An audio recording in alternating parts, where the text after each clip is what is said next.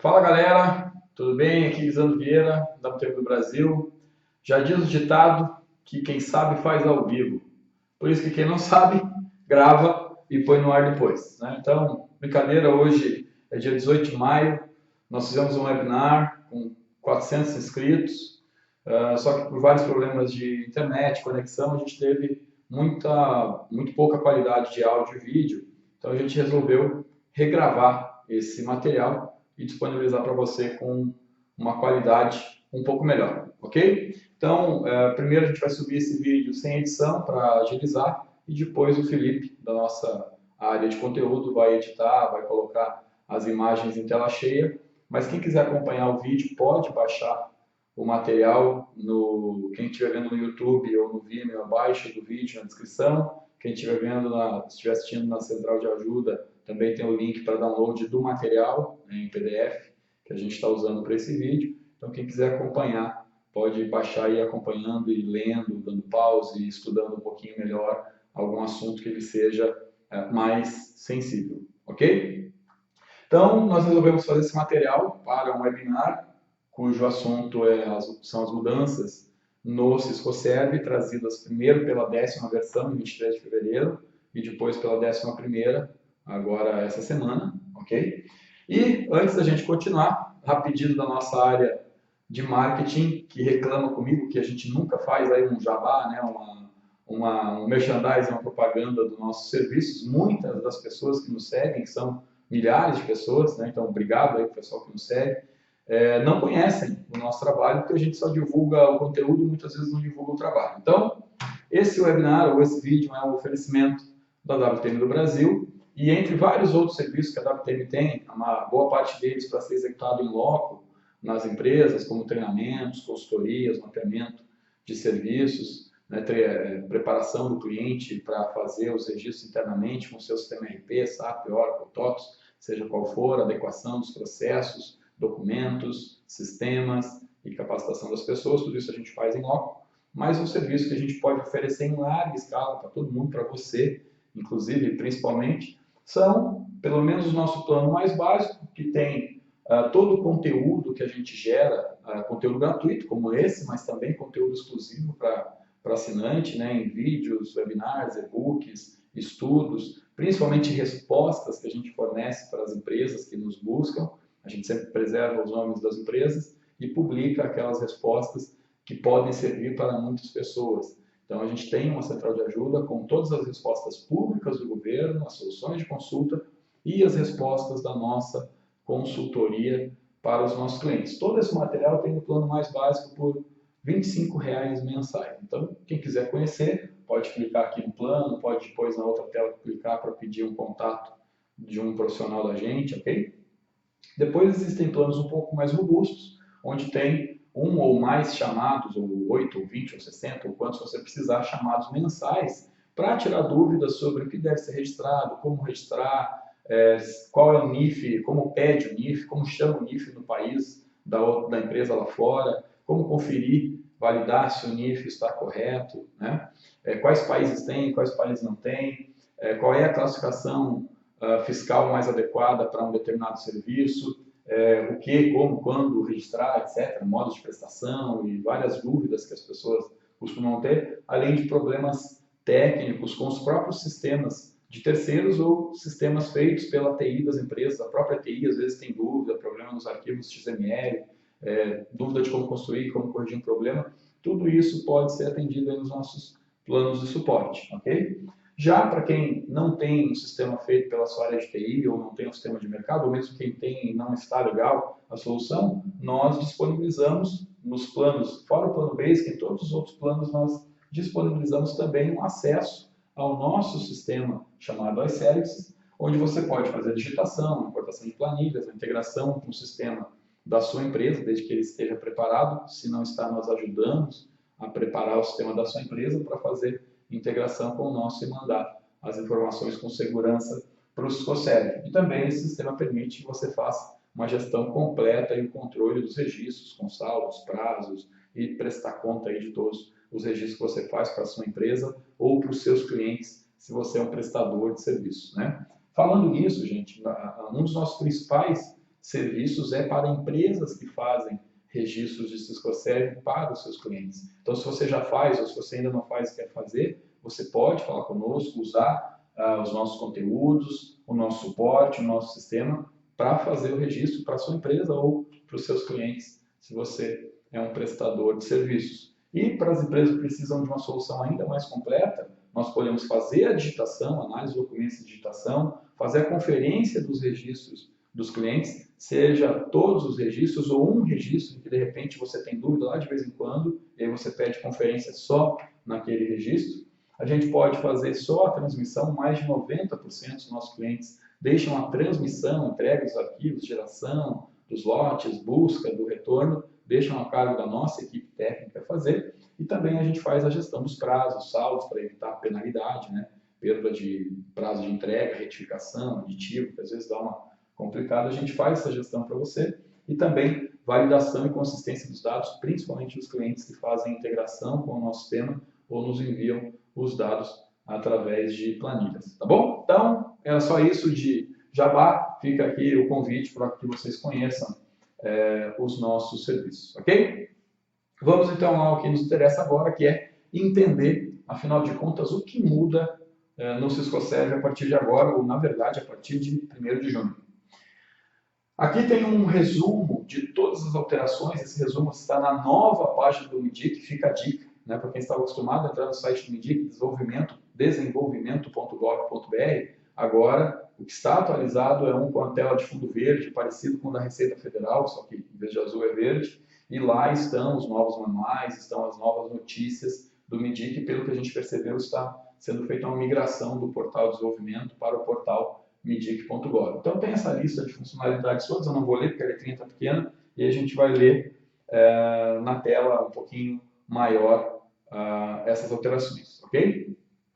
Então a primeira alteração relevante no Ciscoserve é, no primeiro dia de junho que você for acessar o sistema, transmita você via lote ou via digitação, por pessoa humana, como a gente brinca aqui, ou por robô que emula uma pessoa digitando, em qualquer cenário, se você não vier nesse novo menu que existe agora no sistema, que é o de informações cadastrais, você não conseguirá fazer os registros.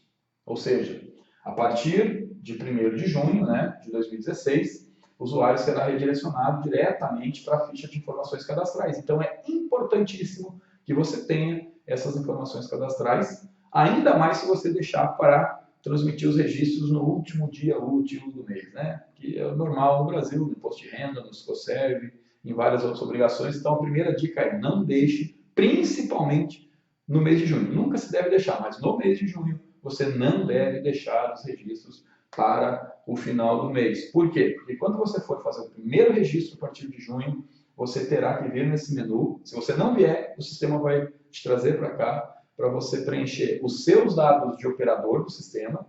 Os seus dados são simples, porque ele vai pegar o seu CPF, o seu nome e vai pedir o telefone e o e-mail. Da sua empresa, ele vai pedir uma série de outras informações, algumas obrigatórias, como endereço, telefone, e-mail de contato, e outras opcionais, como Skype, Facebook, Twitter, site, LinkedIn, etc. Ok? Todos os dados para facilitar o contato do governo. E também uma terceira seção de informação que é nome, telefone e e-mail do diretor da empresa responsável pelo contato com o governo. Ok?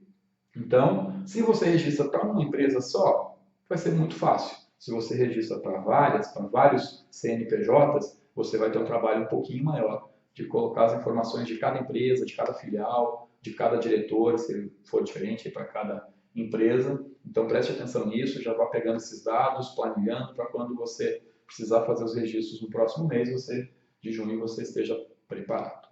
Ok? E por que o governo está nos pedindo essas informações cadastrais? Bom, na nossa opinião, depois tem o porquê do governo, mas na nossa opinião, um dos motivos claramente é para evitar registros no CPF ao invés de registros no CNPJ. A gente percebeu que é muito comum, um dos erros mais comuns, é que os usuários que utilizam diretamente o site do governo, Aqui os nossos amigos contadores, pessoal da área fiscal, controladoria, financeiro, muitas vezes, o pessoal que detém o eCPF, normalmente do diretor da empresa, né? Que é pior ainda do que você usar o seu eCPF, né? Com procuração da empresa. Muitas vezes essas pessoas entram com o eCPF do diretor.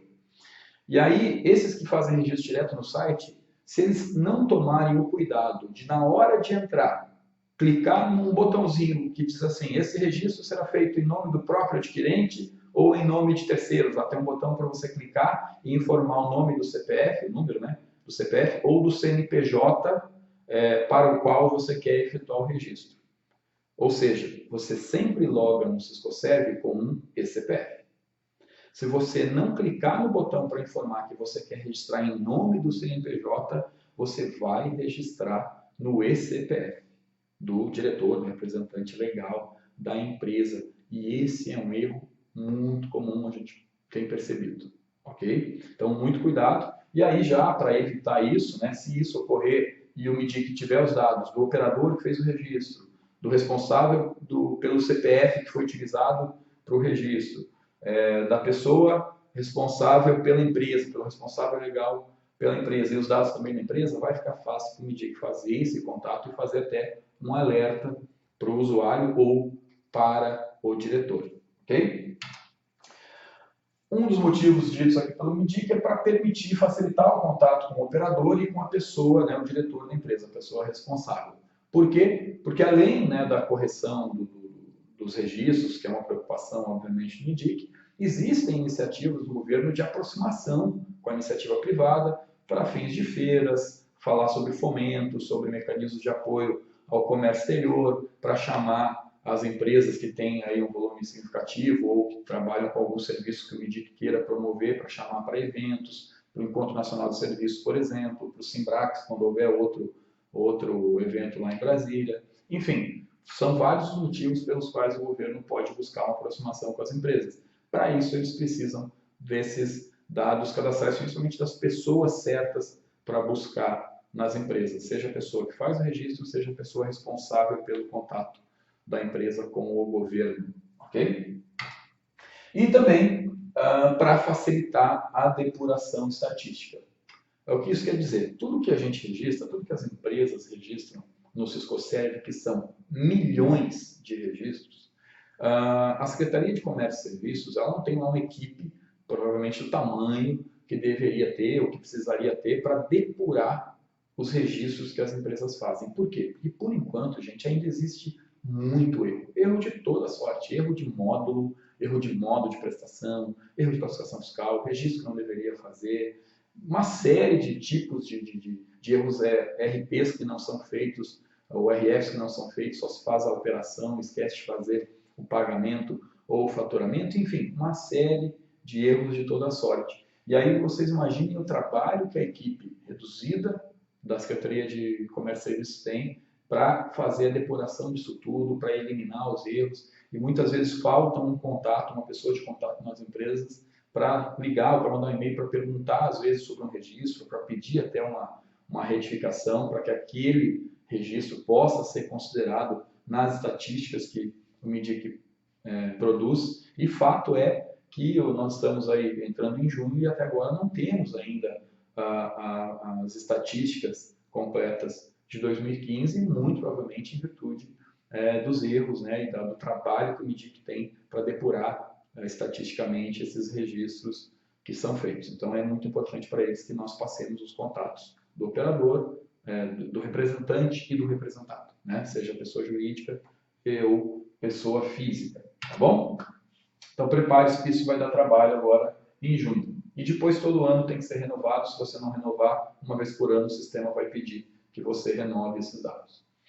Depois veio uma próxima mudança que é o motivo do não preenchimento do NIF. Isso a gente já vinha avisando há mais de 1 ano e meio que isso viria em algum momento a ser colocado no Siscoserve, até demorou um pouco, porque já tem esse campo em outras obrigações e em outro submódulo do próprio Siscoserve, que é o de presença comercial.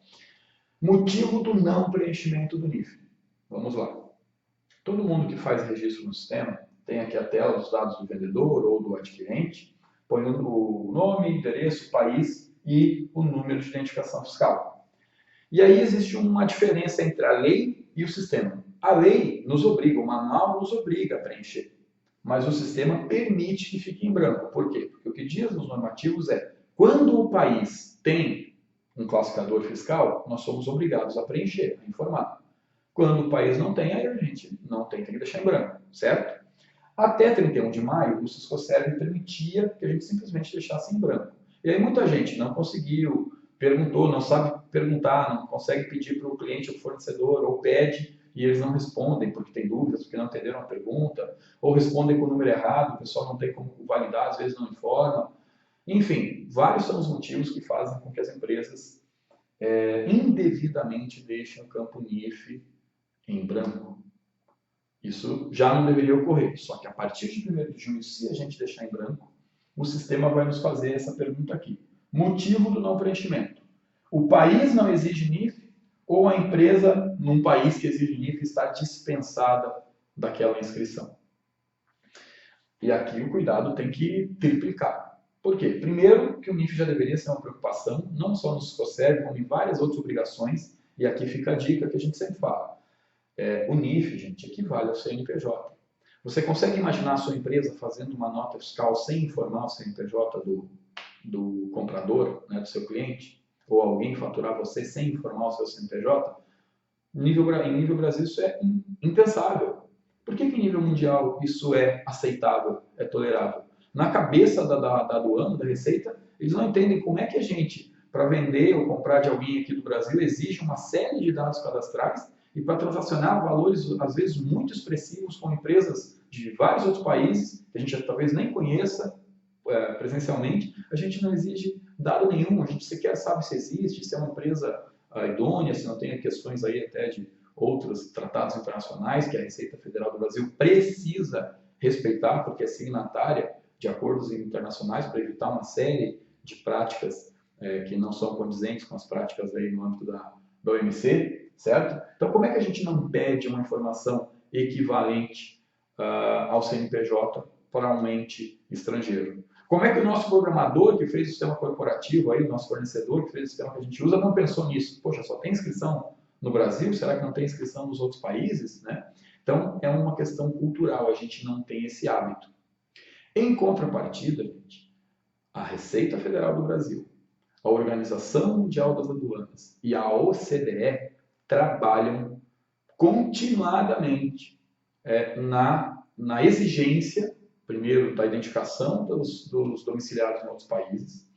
As aduanas trabalham em integração dos seus sistemas para quando você informar o RUT de um chileno no Brasil, a Receita ir lá de um chileno no Chile, desculpa, a Receita brasileira ir lá na aduana chilena e validar, e vice-versa, quando um chileno informar o CNPJ, a aduana chilena vir aqui no Brasil e validar o CNPJ, por exemplo. As aduanas trabalham com cooperação. Eu fui informado um tempo atrás que a OCDE trabalha com o projeto de criar um CNPJ mundial, um NIF mundial, um identificador único para cada empresa no mundo todo, que as aduanas pudessem trabalhar num banco de dados integrado. Então, esse negócio de identificação fiscal de domiciliados em outros países vai ficar cada vez mais sério no mundo e notadamente no Brasil. Você vai ver, anote aí a Receita Federal cada vez mais exigindo esse campo em outros sistemas. Você que opera Siscomex, não se assuste se amanhã ou depois, no novo Siscomex Importação Web, no novo EX, que já existia há mais tempo, se você precisar informar o NIF na hora ou antes de registrar uma DI ou um registro de exportação. Fique atento a isso, coloque como hábito, como cultura, pedir o NIF do seu cliente, do seu fornecedor, abrir um campo no seu sistema corporativo, amarrar isso no cadastro dele, pedir para ele pôr isso na fatura, no invoice, no documento que ele emite para você, né? Isso tem que ser uma questão, passar a ser um hábito, uma questão cultural nossa, ok? Caso contrário, a gente fica sujeito a penalidade. Não informar penalidade de 3% do valor do registro por informação omitida, informar errado é multa por informação incompleta e por aí vai, ok? Por informação inexata, desculpa. Vamos em frente. Falamos então do NIF. E aí um alerta. Fica aqui o alerta para cuidado para não informar que determinado país não exige NIF, porque é relativamente fácil descobrir se exige ou não. A gente está informando o registro para a Argentina. A Argentina tem o CUIT, Código Único de Identificação Tributária. Estados Unidos, Europa e vários outros aí locais têm sabidamente um número de identificação fiscal e nós não deveríamos lá informar que o país não exige, porque certamente vai abrir um alerta lá na Receita e a gente pode estar chamando aí uma penalidade para cima da gente, certo? Uma outra dica também é tomar cuidado para informar que uma determinada empresa ou entidade está dispensada do NIF, porque isso aqui é uma orientação que a gente recebeu da Receita Federal, é altamente recomendável que você tenha um documento do seu cliente ou do seu fornecedor lá fora que comprove, de preferência emitido pela aduana dele, que comprove que ele está isento da inscrição lá na aduana ou no órgão regulador, normalmente do imposto naquele país. A gente fala NIF, mas NIF é uma nomenclatura que a Receita, que a Comissão dos Conselhos usou para número de identificação fiscal. No Brasil, o NIF é o CNPJ. Em outros países, em boa parte deles, o número de identificação fiscal costuma ser o número de recolhedor de imposto.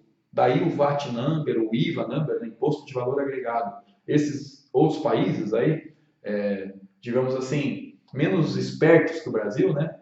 Eles cobram um imposto só. Veja que oportunidade que eles estão perdendo, né? Aqui a gente tem vários impostos, por isso que a gente não tem um número de recolhedor de impostos, porque senão a gente teria uma boa quantidade de números, né? Por isso chama Cadastro Nacional de Pessoa Jurídica e tudo deriva dali, tudo aponta para lá. Mas nesses outros países, normalmente o IVA, né? Ou GST, Goods and Services Taxes, ou Tax, ou vários outros nomes aí que a gente pode encontrar, Partita IVA, na Itália, e nomes bem mais complicados em alguns outros países aí, dependendo da língua. Mas se você for traduzir, sempre é algo como o número do contribuinte federal, número de recolhedor de imposto, taxpayer identification, alguma coisa nesse sentido.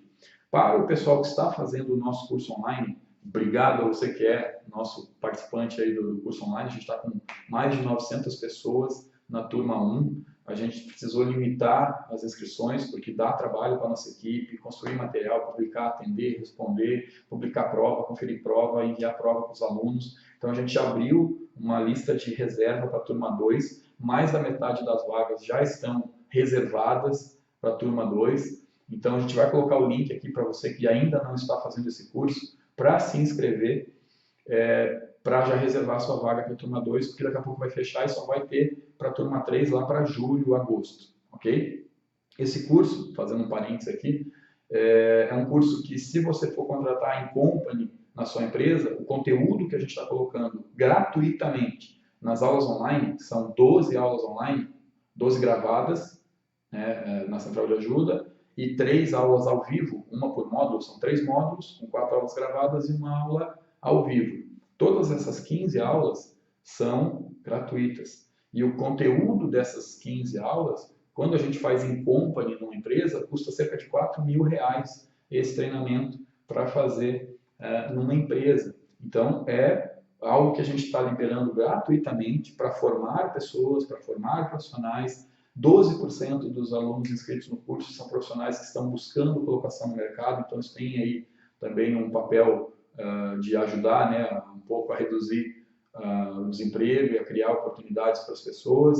Um pouco menos de 10% são estudantes e o restante, a grande maioria, são pessoas que estão aplicando esses conhecimentos nas suas empresas próprias, que aí 11% é de empreendedores, diretores de empresa, e o restante são colaboradores de alguma empresa que estamos acompanhando nesse treinamento. E aí, nesse curso, a gente já colocou uma aula extra de NIF, a gente vai fazer outra aula ainda, dando dicas de como encontrar o NIF, quais dicas, como saber quais fontes buscar para validar, para saber o nome, para você poder pedir para o seu fornecedor já uma comunicação mais clara, e quando ele te informar, você poder ir no site, na aduana ou no Serasa SPC lá do país e poder validar. Ok? Então, fica a dica aí no NIF, gente. É muito importante para a Receita Federal, principalmente para o cruzamento de informações. Ok?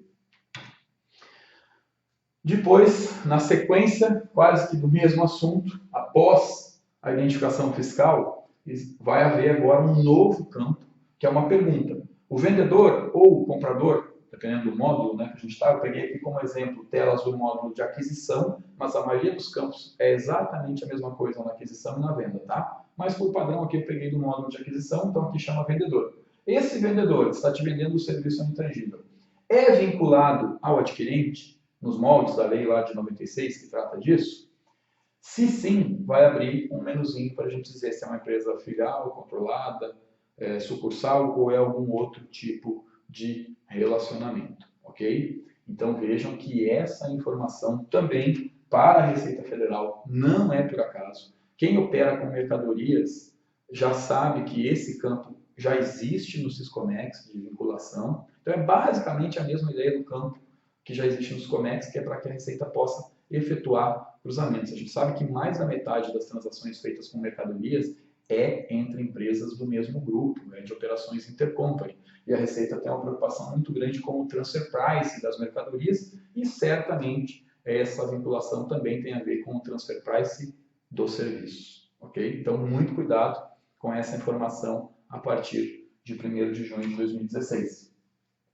Depois vem um outro assunto, um pouquinho mais light agora, mas é necessário esclarecer. Se alguém não tiver conseguido ver aqui na TV, recomendo baixar o material, né, desse vídeo, aí você consegue ler com mais detalhes, mas não é nenhum mistério para quem já conhece um pouquinho. Até setembro de 2013, todos os registros, todos os gastos, em viagem feito por uma pessoa física a serviço do empregador eram de registro obrigatório no CNPJ, independentemente de valor.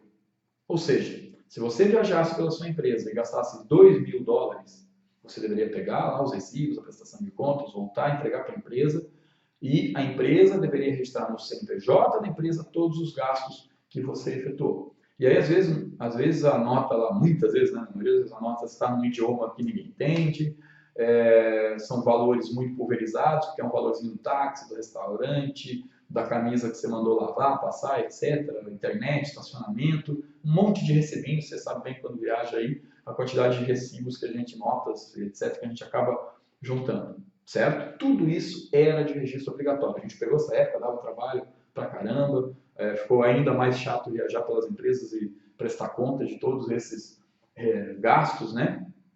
E por um pedido das empresas, a comissão do Siscoserv flexibilizou essa regra, dizendo o seguinte: olha, vamos colocar um limite de 20 mil primeiro, depois esse limite subiu para 30 mil, e os gastos, considerados gastos da pessoa física, ficaram dispensados de registro até o limite de $30.000, ou equivalente em outra moeda, no mês.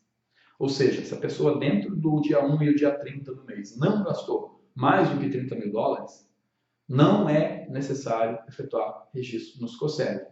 Mas quais são esses gastos que são considerados gastos da pessoa física? As empresas continuam com dúvida e tem saído soluções de consulta, saiu até uma recente, bem recente agora esse mês, sobre isso de novo. Vamos lá. Tudo que é contratado e faturado pela e para a pessoa jurídica, a pessoa jurídica contrata e a pessoa jurídica é faturada pelo domiciliado no exterior, o registro continua sendo da pessoa jurídica e deve ser feito no CNPJ. Então, exemplo, vamos imaginar que você vai agendar uma viagem para um diretor, para um colaborador da empresa, e ele vai para um local onde o hotel é caro, a diária é bastante cara. E aí vai ficar 2, 3 semanas lá e vai passar, somando com os outros serviços, dos $30.000. O que você deve fazer? É melhor, é bem mais recomendável que você faça a reserva no nome da empresa, que você solicite que o hotel fature a empresa, e aí não resta dúvida que o registro deve ser efetuado pela empresa. Qual foi o objetivo da comissão do Siscoserv ao flexibilizar essa regra? Existem alguns serviços que todos nós, quando viajamos a serviço da empresa, normalmente a empresa compra passagem aérea, reserva hotel, né? E normalmente manda faturar contra a empresa, né? Não manda a gente pagar lá no destino, pagar diretamente para o fornecedor, faturar contra a gente, etc. Normalmente a própria empresa reserva, a própria empresa paga e a própria empresa já é faturada diretamente por vários motivos, até por questões financeiras, contábeis, etc.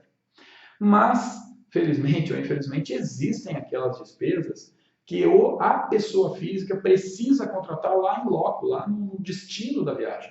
Porque é um táxi, é um estacionamento, é uma refeição e vários outros serviços que ele precisa contratar para se manter, se locomover, se alimentar, etc., lá durante a viagem. E é quase impossível que a empresa reserve táxi, reserve o restaurante em cada lugar que o viajante pode ir, às vezes aleatoriamente. Então, estas pequenas despesas que são contratadas pela pessoa física durante a sua viagem estão dispensadas do registro até o limite de 30 mil, ok? Se passar, se uma pessoa física viajando a serviço ou não, se é sim ou não, independentemente de a pessoa física estar gastando em seu próprio nome ou em nome da empresa, se passar de 30 mil dólares, é necessário informar no SICOSERV. Ok? No CNPJ, não. No CPF da pessoa que viajou.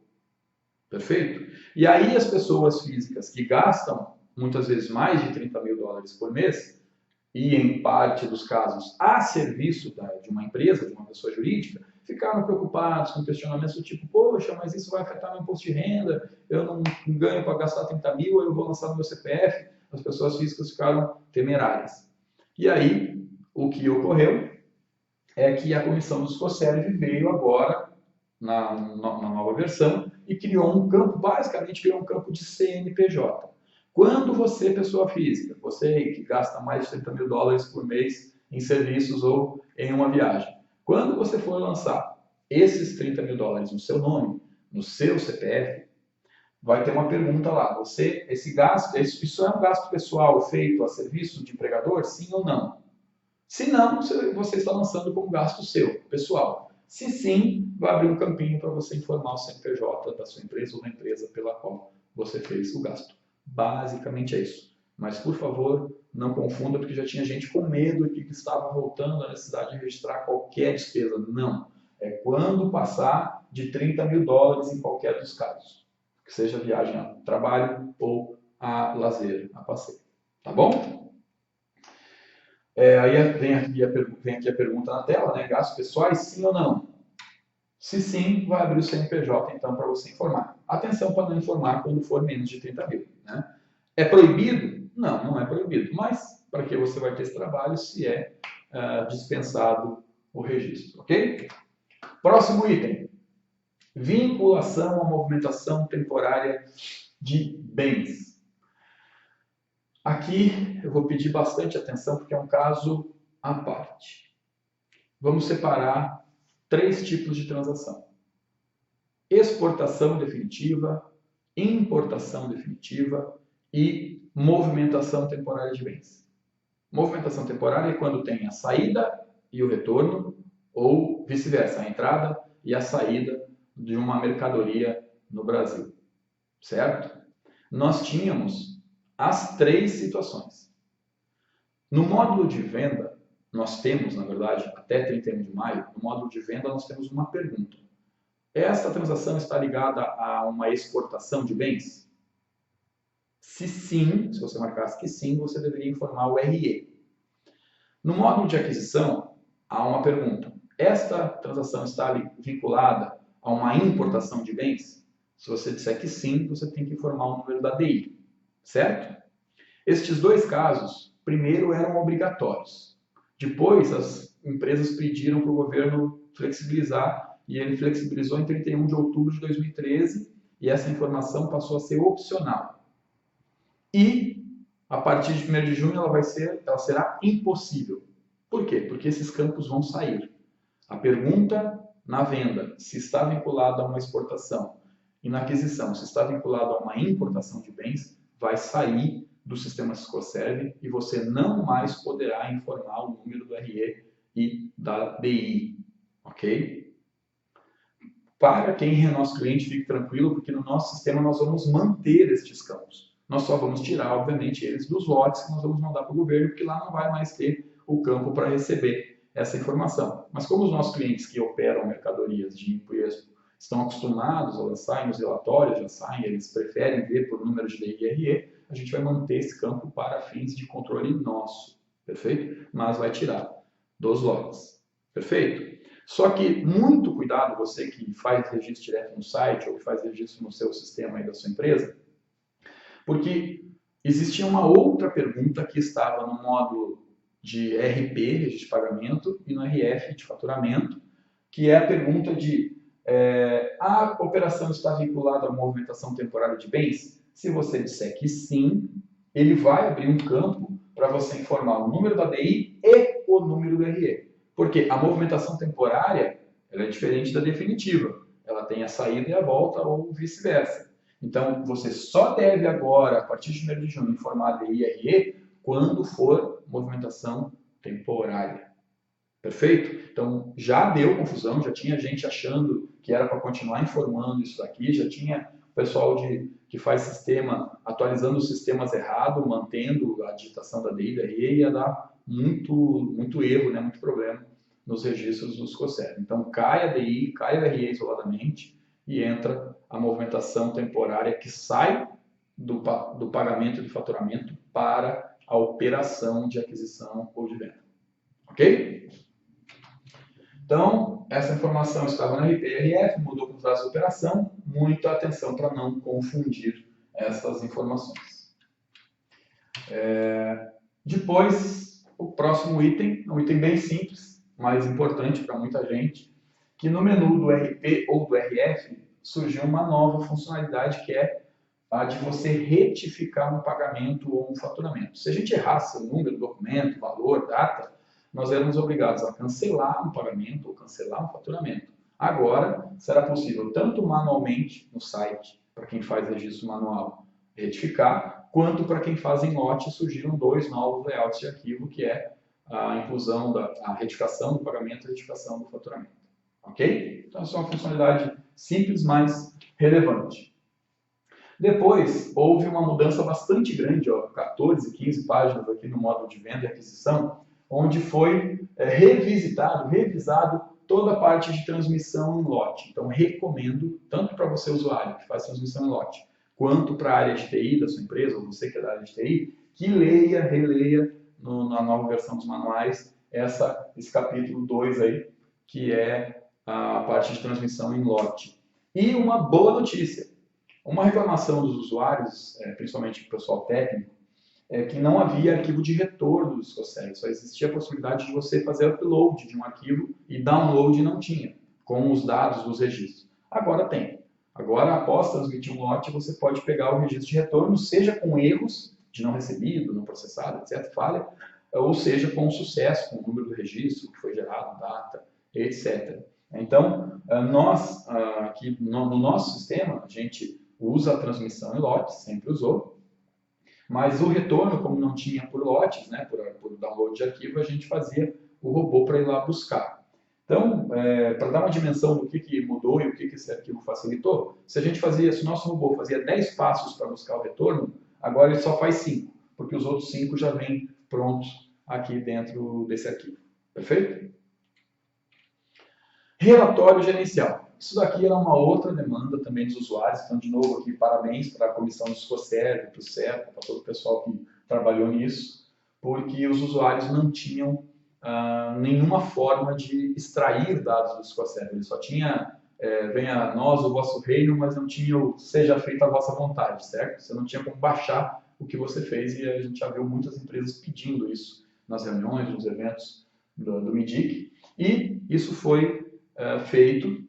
É um relatório básico, um relatório simples, mas é melhor do que não ter nenhum relatório. Então aqui, em relatório gerencial, agora você pode clicar, você vai selecionar se você quer o relatório por CNPJ estabelecimento, né, nas 14 posições, ou por raiz, nas 8 posições, e você faz o download ou do RAIS, ou do RP, ou do RBS, ou do RF, e escolhe aqui um período não superior a 1 ano, né, o intervalo. Você pode colocar uma data início, uma data fim e fazer o download em Excel. Ele vai colocar todas as coluninhas lá no Excel para você e depois disso você faz aí as fórmulas, as tabelas dinâmicas, etc., né? Todos os cruzamentos e controles que você pode fazer a partir do Excel. Então, muitos usuários digitavam no site, faziam um print da tela, colavam no Word, ou faziam impressão, ou imprimiam em PDF, impressão física, e muitos digitavam no SAP, que é o sistema corporativo mais utilizado do mundo, né? Não o alemão, o sistema avançado em planilhas, né? Então agora você não vai precisar mais digitar no SQL e digitar no Excel de novo. Você vai poder digitar no SQL e fazer o download para Excel dos registros que você fez, ok? Mas, se posso dar uma dica, fica a dica, não digite no sistema e muito menos controle em Excel. Utilize o nosso sistema aí que tem planos bastante acessíveis para todo mundo e ali tem uma série de itens gerenciais, de controle, gestão de saldo, prazo, etc. E aí você também pode fazer download para Excel, mandar por e-mail, etc. Tá bom? Vamos em frente, desculpa, mas agora não pude resistir à oportunidade de fazer uma propagandinha rápida. Gente, agora o assunto é um pouquinho mais sério, porque para quem utiliza, para quem faz registro no site diretamente digitando, que foi para quem a gente acabou de dar a dica, as mudanças vão gerar um impacto de cultura, né? Você entrou, não tem mais alguns campos e tem alguns campos novos. E tem informação que você tem que digitar que de repente você não tem ainda. Mas essas pessoas que fazem direto no site vão ter uma agilidade, provavelmente, de se adaptar maior. Agora, quem faz registro em sistema informatizado tem desafios um pouquinho maiores, porque aí os sistemas precisam ser adaptados e existem uma série de medidas e testes que, no nosso entendimento, pelo menos, devem ser tomadas para evitar problemas no mês de junho e talvez até em alguns meses seguidos aí você, de repente, perder prazo e correr risco, tá? Desnecessário. Vamos lá. Dicas para a área de TI, para quem utiliza sistema próprio ou de terceiros. Tenha feito você um sistema em casa aí com a sua equipe ou se você pegou um sistema de mercado, tá? Primeiro, você, usuário, sua equipe de TI ou seu fornecedor já observaram todas as mudanças? Entenderam todas as mudanças? Excluíram os campos que saem do sistema? Incluíram os novos campos que entram já? Vocês já alteraram o lugar da movimentação temporária, por exemplo, para os usuários? Já criaram regras para o NIF? Por que regras? Não é também no sistema só tirar campo e colocar campo. Tem a tela certa, o momento certo, a transação certa para pedir para o usuário colocar a informação e também é muito prudente que sejam colocadas validações, consistências para evitar erro, principalmente involuntário do usuário. Por exemplo, vamos imaginar que o usuário clicou num país que possui NIF e ele vai lá dizer que o país não exige. Se já houve uma empresa com registro de NIF daquele país, ou se tem uma inteligência por trás do sistema que permita dar um aviso para o usuário, por que não avisar? Olha, você disse que esse país não tem e esse país já tem. Né? Então, será que isso foi feito? E aí eu pergunto, quais são os países que possuem NIF? O que fazer se o usuário informar que o país não exige, se aí de fato o país exige, etc. Né? Etc. Só abrindo um parênteses aqui, né? Normalmente quer dizer e coisas semelhantes, e por aí vai, e por aí fora, etc. Né? Como o nome diz. Mas também existe aí um entendimento dos Estados Unidos que o significado de etc. é end of thinking capacity, que é fim da capacidade de pensar. Né? Então, aqui, como não consegui pensar em outras possibilidades, coloco ali o etc., mas você entendeu, né? Acabou com a minha capacidade de pensar, mas você entendeu que é necessário criar algumas regras para o NIF para não deixar o usuário fazer alguma informação que vai criar problema depois, tá? Criaram as regras para vinculação das empresas, por quê? Existe um campo para vincular a empresa. E aí, de repente, você faz 100 operações intercompany. E aí você vai deixar a cada registro do usuário informar, e aí sim, em 10 ele esquecer de informar. Então é melhor criar essa vinculação no cadastro das empresas, correto? Levantaram os dados de contato para todos os CNPJs, lembrando que o sistema vai exigir, antes do primeiro registro, ele vai exigir isso. Você levantou nome, e-mail, fone do diretor, por exemplo, os dados de todos os CNPJs da empresa? Já viu quais são esses dados no manual? Fica a dica para você baixar o manual e ver a lista com todos esses campos. Tá? O manual também está nesse vídeo aqui para você baixar. Desenvolveram a retificação de RP e RF quando for necessário fazer, né? Porque aí vai fazer cancelamento, inclusão de novo, se agora dá para retificar. Alteraram as tags dos arquivos XML em todos, e aqui fica uma dica de ouro para usuários e equipe de TI. Houve uma mudança de uma tag dentro do arquivo do módulo de aquisição que não foi alterado o módulo de venda, porque ele tinha um nome no módulo de venda e agora foi colocado o mesmo nome da tag do módulo de venda no módulo de aquisição, e pode ser que os programadores não tenham percebido isso na hora de gerar o XML, de alterar aí o sistema, e aí você pode descobrir isso a hora que der erro na transmissão do XML para os COSEP, ok? Observaram que houve mudança na identificação das tags? Solicitaram acesso ao ambiente de homologação do CERP? Você pediu para o CERP acesso ao ambiente de homologação? Você já entrou no sistema, no ambiente lá de homologação, para verificar os menus, aquelas telas novas? Você já fez uma transmissão de um lote no novo ambiente, ou você vai deixar para testar em produção, né, valendo, né, e aí correr uma série de riscos? E mais, considerando que a sua TI ou que o seu fornecedor tem atualizado o sistema dele, bem ou mal, mas tem atualizado. Vocês atualizaram, você atualizou a sua versão do sistema?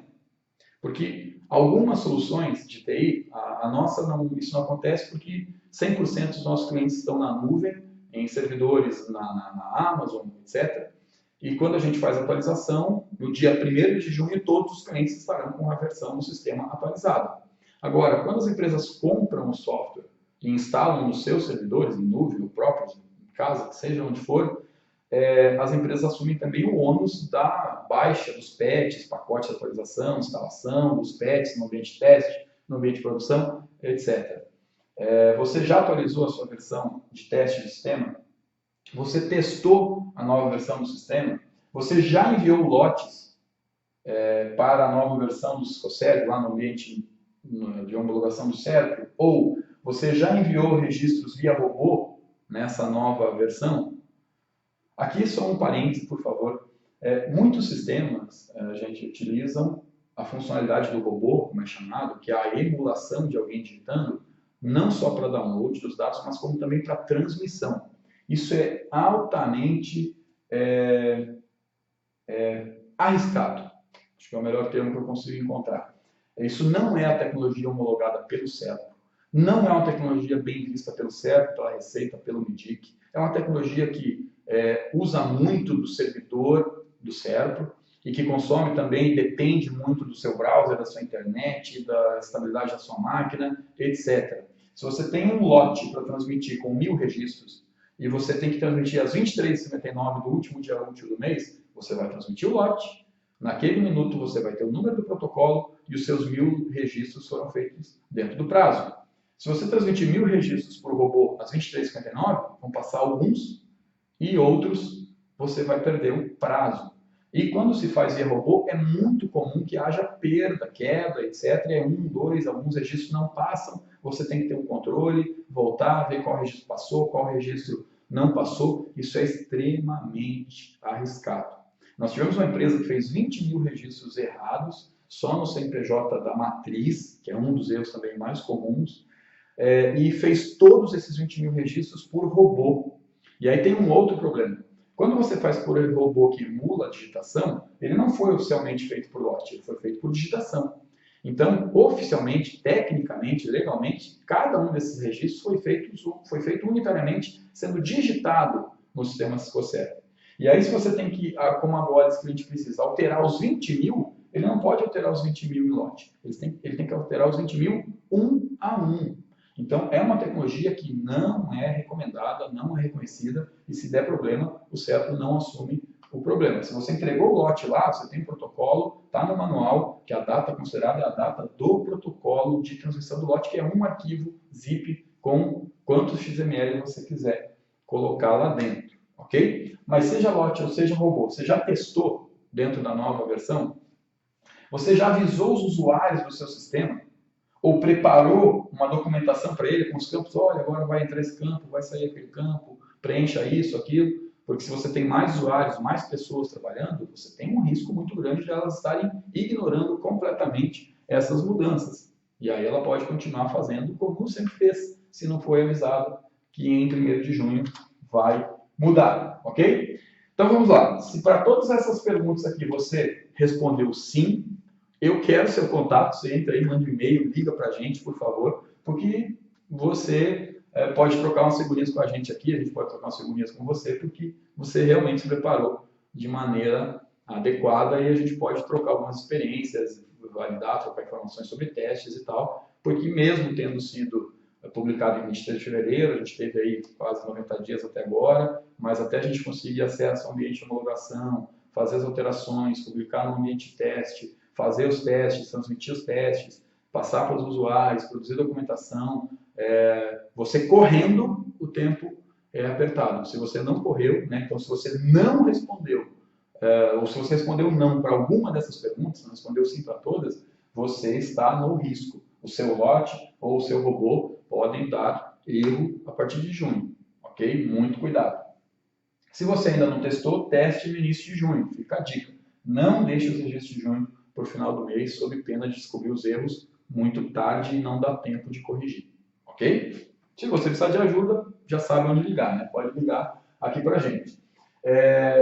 Acontece muito das empresas não se prepararem, como foi no começo do Scoserv, e depois atribuírem todo o ônus ao pessoal da comissão do Scoserv. Aqui a gente não está puxando saco nem defendendo, mas vai ser difícil argumentar que não houve prazo, porque a 10ª edição dos manuais, que veio em fevereiro, já foi para avisar que sairiam mudanças 90 dias depois. Lá, quando o Scoserv foi publicado, foi com 90 dias de prazo, depois foi alterado para 180 dias, a pedido das empresas, que quando chegou nos 90 disseram, olha, não deu tempo, né? Então, até é possível que seja adiado, mas eu não estou vendo uma possibilidade muito forte de haver um adiamento aí dessa entrada da funcionalidade nova em 1º de junho, tá? Acho meio difícil que isso aconteça, porque eles já publicaram aí com 90 dias de antecedência.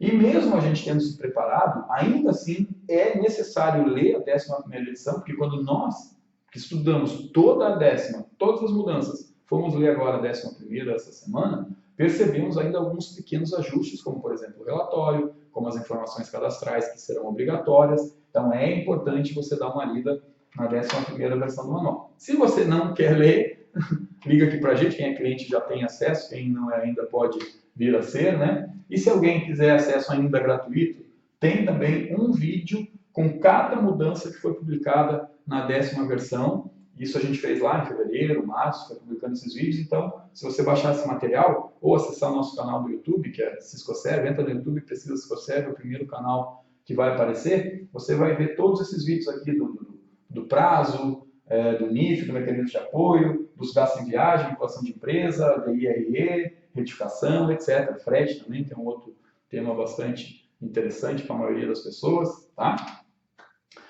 Aqui fica o convite para o nosso curso, eu já falei dele, vou passar rápido. Aqui, uma planilha de $1 milhão para quem é da área técnica, ou para quem não é, mas quer mandar para a área técnica. O nosso pessoal aqui técnico fez uma planilha bem simples, sem corzinha, sem nada, só os campinhos em vermelho lá, os que alteraram, mas a gente fez um deparo da versão 1.0 para a versão 2.0, que entra em 1º de junho, a gente fez uma comparação dos campos que mudam. Então isso pode ajudar muito aí o seu programador, o seu técnico, interno, externo, tanto faz, para que você não seja pego de surpresa e ajude você aí a encarar o mês de junho aí com essas mudanças sem grandes problemas, ok? Aí o pessoal às vezes fica surpreso da gente disponibilizar materiais assim, porque eles podem chegar até na mão de concorrentes da gente, mas vejam, o que a gente quer é que as informações que são necessárias chegar nas pessoas, cheguem nas pessoas, né? Nós temos um universo aí de mais de 20 mil pessoas, entre pessoas que se cadastram na nossa base, nos seguem por redes sociais, por canais do YouTube, etc. Nós atingimos pessoas que ativamente nos buscam aí em torno de 20 mil pessoas, fora outras que são atingidas indiretamente, amigos que curtem, que visualizam, que aparecem em alguma mídia social, etc. E é óbvio que todas elas não vão virar clientes da gente, mas um bom número, algumas centenas ou até milhares de pessoas já viraram, felizmente, clientes da gente, acessam os conteúdos, ou usam o nosso tema, ou usam uma das nossas filiais do Brasil inteiro para fazer o registro, ou um dos nossos parceiros, despachantes, trades, agentes de carga, corretoras de câmbio, consultorias e vários outros segmentos de empresa que viram, inclusive no Scoserv, uma necessidade ou uma oportunidade de atender os seus clientes, e essas empresas se valem do nosso apoio para poder efetuar os registros para os seus clientes, né? E ademais a gente não quer que as outras empresas que têm um sistema interno, e vários dos nossos clientes têm sistema interno, que a sua TI desenvolveu, a gente não quer que eles passem por problemas. E mesmo aqueles que têm um outro sistema de mercado vão precisar dessa informação, e mesmo tendo um sistema de uma empresa concorrente nossa, a gente não vende sistema só. A gente vende informação, a gente vende acesso, vende conteúdo, e também o simples fato de acessar os nossos materiais, compartilhar, curtir, muitas vezes vem um elogio para a nossa equipe, isso acaba nos motivando. A gente também aqui é movido por reconhecimento, por curtir, por assinar, né, YouTube, que seja, né, pelo público que nos dá aí a sua audiência, como você está dando agora. Então isso também nos motiva e é um dos motivos da gente compartilhar vários materiais que boa parte das empresas não compartilharia, guardaria, ficaria fechado e não jogaria na internet. Depois você joga na internet, aí primeira cópia você não controla mais da segunda em diante, certo? Mas a gente libera muito material e boa parte deles bastante relevantes, ok? E aí fica o convite para você clicar aqui e conhecer a nossa central de ajuda, onde tem conteúdo que é exclusivo para clientes, mas tem conteúdo gratuito também, tem muito conteúdo, então entre lá, e se você quiser você pode contratar um dos nossos planos, pelo menos de conteúdo, que eu vou repetir, custa R$ 25,00 mensais, então duvido que a sua empresa não possa ir contribuir com R$ 25,00 mensais para manter essa central de conteúdo relevante sobre o Ciscoserve. Para as empresas que precisam de suporte para tirar dúvidas sobre NIF, NBS, registrar problemas técnicos com o seu sistema ou direto com o site também, podem contratar um plano só de suporte ou podem contratar um plano com o nosso sistema, ou se precisarem de uma ajuda um pouco mais robusta, mesmo contratando qualquer um desses planos, você pode a qualquer momento pedir um suporte, pedir acesso ao sistema ou pedir a conferência de um registro ou apoio para fazer um registro desde que esteja em algum desses planos aqui com a gente, tá bom? Então, quem quiser saber mais sobre isso também, não quer ainda comprar, mas quer entender um pouquinho melhor esse serviço, planos, preços, etc., fica a dica, né? Clique aqui e fique um profissional Comex Relax, né? Não fique aí preocupado, estressado com o Ciscoserve, divida um pouco desse desafio conosco, que a nossa equipe aqui vai ter muita satisfação em recebê-lo, em apoiá-lo com o que você precisar. Se precisar um contato com a gente, tem aqui o nosso site corporativo, o nosso site específico sobre os Ciscoserve, os nossos canais Twitter, YouTube, e-mail, Facebook e a nossa central nacional de atendimento, né, para o Brasil inteiro, todos os estados do país. Você pode ligar esse número direto, 3003-0464, ou se não pegar direto, você pode colocar o DDD da sua cidade, que vai cair na nossa central e a gente vai ter muita satisfação em atender você, tá bom? Então, gente, muito obrigado pela audiência. Desculpa o pessoal que tentou assistir pelo webinar, não foi possível, mas a gente decidiu regravar para o áudio e o vídeo ficarem um pouquinho melhor. Espero que agora tenha atendido melhor aí a sua expectativa, tá bom? Muito obrigado e até um próximo vídeo.